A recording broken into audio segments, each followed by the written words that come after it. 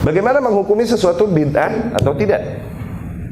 Lihat tiga perkara ini. Ini kami simpulkan dari kajian yang disampaikan oleh Syekh Said Ruslan, hafizahullah. Dan kami lihat ini untuk pemula, rumus untuk pemula. Dalam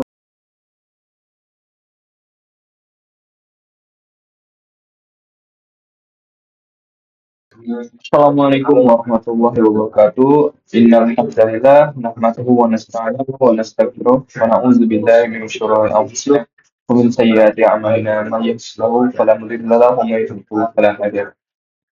Bismillahirrahmanirrahim.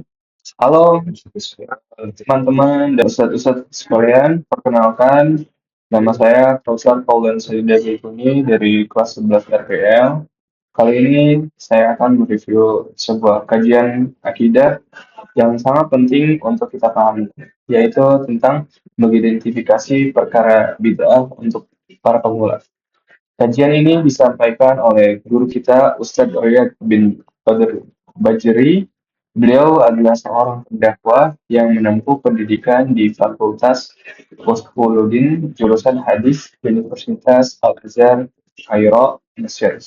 Beliau dikenal secara menyampaikan yang sangat logis dan sistematis, yang sangat membantu kita dalam memahami konsep-konsep dasar dalam agama Islam.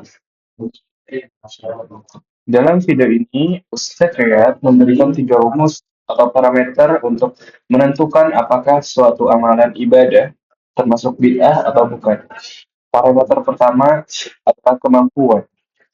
Apakah Rasulullah SAW secara sarana atau dan fisik mampu melakukannya saat itu? Yang kedua adalah adanya pendorong. Apakah Rasulullah SAW secara ada alasannya atau ada kondisi pendorong yang membuat hal itu dilakukan pada masa Rasulullah SAW? Parameter ketiga adalah riwayat yang sahih. Apakah ada catatan otentik bahwa Rasulullah SAW benar-benar mempraktikkannya? Ustadz memberikan contoh yang sangat relevan. Misalkan, ritual membaca Yasin pada hari ke-40 kematian. Rasulullah SAW mampu membacakan Yasin dan ada sahabat yang wafat pada saat itu. Namun, tidak ditentukan satupun riwayat sahih beliau melakukannya. Maka ini diidentifikasi sebagai perkara bid'ah.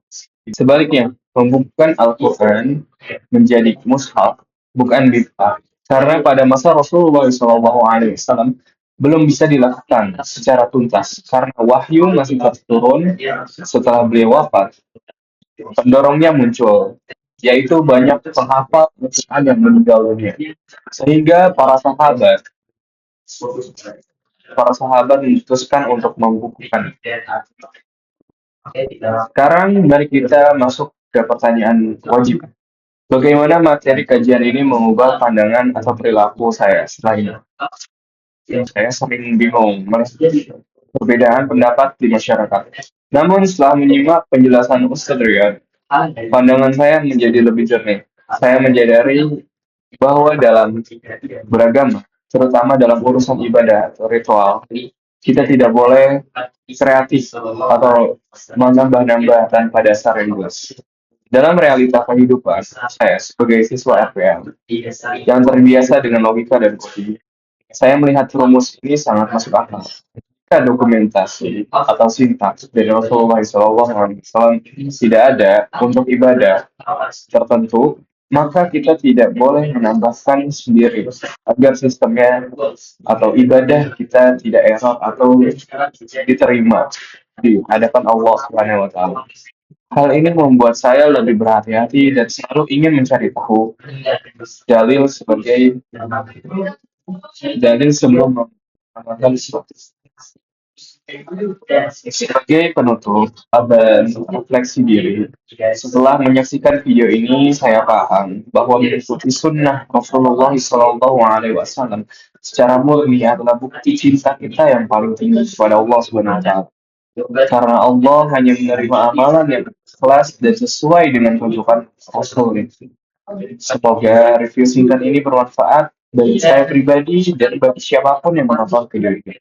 Mohon maaf atas segala kekurangan. Wassalamualaikum warahmatullahi wabarakatuh.